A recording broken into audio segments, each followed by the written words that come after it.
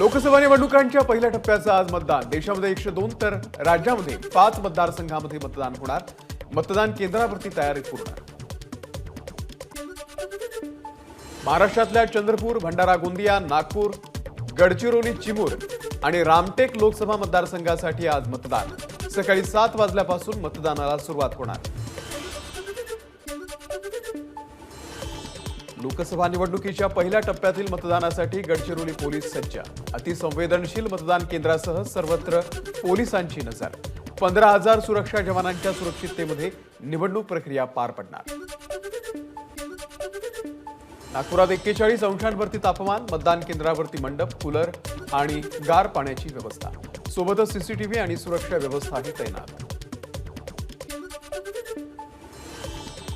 भंडारा जिल्ह्यामध्ये आज 2133 मतदान केंद्रांवरती मतदान होणार। स्ट्रॉंग रूम परिसरामध्ये पोलिसांचा तगडा बंदोबस्त। रामटेक लोकसभेसाठी आज मतदान। सुरक्षेसाठी पोलिसांचा चोख बंदोबस्त। 150 अधिकारी, 2700 पोलीस कर्मचारी, 1600 होमगार्ड आणि 3 केंद्रीय पोलीस दलाच्या तुकड्या सुरक्षेसाठी तैनात। गडचिरोलीमध्ये आज पहिल्या टप्प्यातील मतदान पार पडणार। त्यासाठी गडचिरोली पोलीस सज्ज। अप्पर पोलीस महासंचालक आणि पोलीस महानिरीक्षक यांच्याकडून संपूर्ण सुरक्षा यंत्रणेची पाहणी। पहिल्या टप्प्यातील मतदानासाठी भामरागडमध्ये हेमलकसा येथे पारंपरिक पद्धतीने सजवलेलं मतदान केंद्र सज्ज। दुर्गम भागातील या मतदान केंद्रावरती 946 मतदारांची नोंद। मतदानाचा टक्का वाढवण्यासाठी नागपूरच्या 100 व्यापाऱ्यांचा पुढाकार। आज मतदान करून आलेल्यांना दुकानातील साहित्यावरती मिळणार 10% सूट। लोकसभा निवडणुकीच्या पहिल्या टप्प्यातील मतदान आज। ज्या शहरामध्ये निवडणूक त्या ठिकाणच्या बँका बंद राहणार। पंतप्रधान नरेंद्र मोदी आज पुन्हा एकदा विदर्भाच्या दौऱ्यावर। रामदास तडस आणि नवनीत राणा यांच्या प्रचारासाठी महायुतीचं शक्ती प्रदर्शन होणार। संध्याकाळी 5 वाजता वर्ध्यामध्ये पंतप्रधानांची सभा। परभणी नांदेडला 20 एप्रिल रोजी होणाऱ्या पंतप्रधान मोदींच्या सभेच्या वेळेमध्ये बदल। नांदेडमध्ये सकाळी 10 तर परभणीमध्ये 12 वाजता मोदींची सभा होणार। केंद्रीय मंत्री भागवत कराड यांची माहिती। आज ज्यांच्या हातात सत्ता आहे त्यांच्याकडून गेली 10 वर्षांपासून जनतेची फसवणूक सुरू। शरद पवारांचा मोदी सरकारवरती हल्लाबोल। सुप्रिया सुळे यांना सुनेत्रा पवार आणि पार्थ पवारांचे 55 लाख रुपयांच्या कर्जाचं देणं। यावर्षी सुप्रिया सुळेंच्या शेतीचं उत्पन्न 0 रुपये। शपथपत्रामध्ये सुप्रिया सुळेंची माहिती। रत्नागिरी सिंधुदुर्ग मतदारसंघासाठी महायुतीकडून नारायण राणे आज उमेदवारी अर्ज दाखल करणार। यावेळी गोव्याचे मुख्यमंत्री प्रमोद सावंत, दीपक केसरकर, उदय सामंत, निलेश आणि नितेश राणे उपस्थित राहणार। रत्नागिरी सिंधुदुर्ग लोकसभेसाठी केंद्रीय मंत्री नारायण राणे यांना उमेदवारी जाहीर। राणेंनी ग्रामदेवतेचं सपत्नीक घेतलं दर्शन। रत्नागिरी सिंधुदुर्ग लोकसभेसाठी महायुतीकडून नारायण राणेंना उमेदवारी जाहीर झाली। म्हणजे देव पावला। विद्यमान खासदार विनायक राऊत यांची प्रतिक्रिया। खासदार विनायक राऊत यांच्याबद्दल प्रचंड नाराजी। याचा फायदा आम्हाला होतोय, निलेश राणे यांचं वक्तव्य। रत्नागिरी सिंधुदुर्ग लोकसभेसाठी नारायण राणे यांना उमेदवारी जाहीर झाल्यानंतर कार्यकर्त्यांमध्ये उत्साहाचं वातावरण। आमदार नितेश राणे, निलेश राणे यांनी श्रीराम मंदिरामध्ये जाऊन घेतलं दर्शन। रत्नागिरीच्या चिपळूणमध्ये नितेश राणेंनी घेतली आमदार शेखर निकम यांची भेट। नारायण राणे खासदार झाल्यावरती राष्ट्रवादीचा कार्यकर्ता देखील भाजप कार्यकर्त्या एवढा जवळचा राहील, राणेंची प्रतिक्रिया।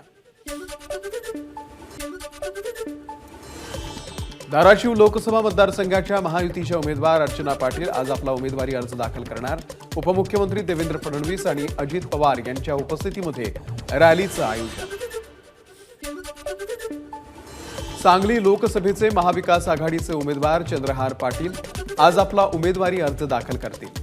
खासदार संजय राऊत, जयंत पाटील, सतीश पाटील, विश्वजित कदम यांच्या उपस्थितीमध्ये रॅलीचं आयोजन।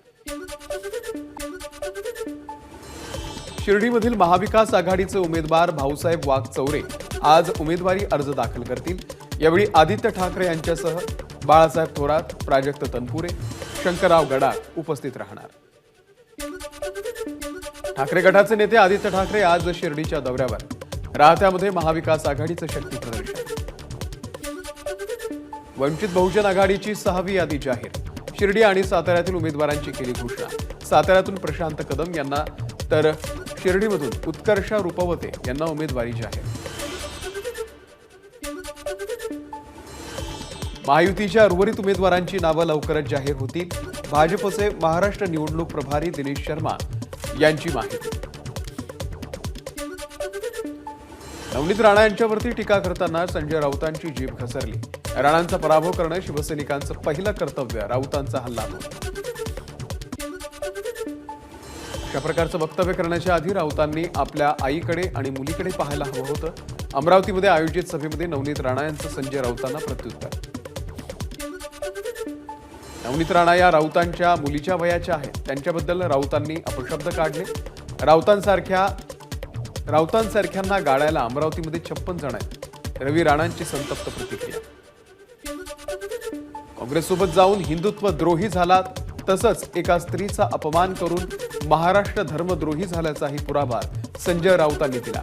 महिलांचा अपमान करणाऱ्या शब्दपिसाटांना महाराष्ट्राची जनता जागा दाखवेल, चित्रा वाघ यांची प्रतिक्रिया।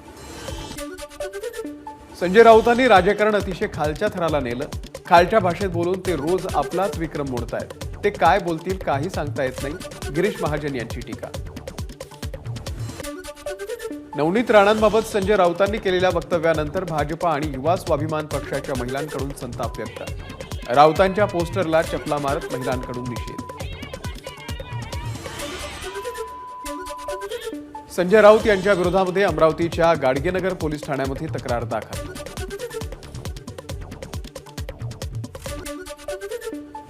माजी मुख्यमंत्र्यांचं कर्तृत्व नव्हतं म्हणून पक्ष फुटला, घरामध्ये बसून संघटना चालवली, पदाधिकाऱ्यांना हीन वागणूक दिली म्हणून आता ही वेळ आली आहे। प्रसाद लाड यांची उद्धव ठाकरेंवरती टीका। कॅबिनेट मंत्री असूनही जर काहीही विकास करत नसाल तर मंत्री गिरीश महाजन यांना मत मागण्याचा अधिकार नाही, खासदार उन्मेष पाटील यांची महाजनांवर टीका। पंढरपूरमधील बीआरएसचे नेते भगीरथ भालके यांचा प्रणिती शिंदेंना पाठिंबा। लोकांच्या सांगण्यावरून बीआरएसमध्ये गेलो, पुढची दिशा ही जनता ठरवेल, तीच असेल भालके यांचं विधान। कोल्हापूरमधील 15 रिक्षा संघटनांचा शाहू महाराजांना पाठिंबा। कोल्हापूरच्या स्वाभिमानी कष्टकऱ्यांचा आवाज दिल्लीमध्ये घुमला पाहिजे, रिक्षा संघटनांची भूमिका। पंतप्रधान नरेंद्र मोदी यांना तिसऱ्यांदा पंतप्रधान बनवण्यासाठी एकनाथ खडसे भाजपमध्ये येणार। खडसे भाजपमध्ये आल्यामुळे त्यांचाच फायदा होईल, रावेर लोकसभेच्या उमेदवार रक्षा खडसे यांची प्रतिक्रिया।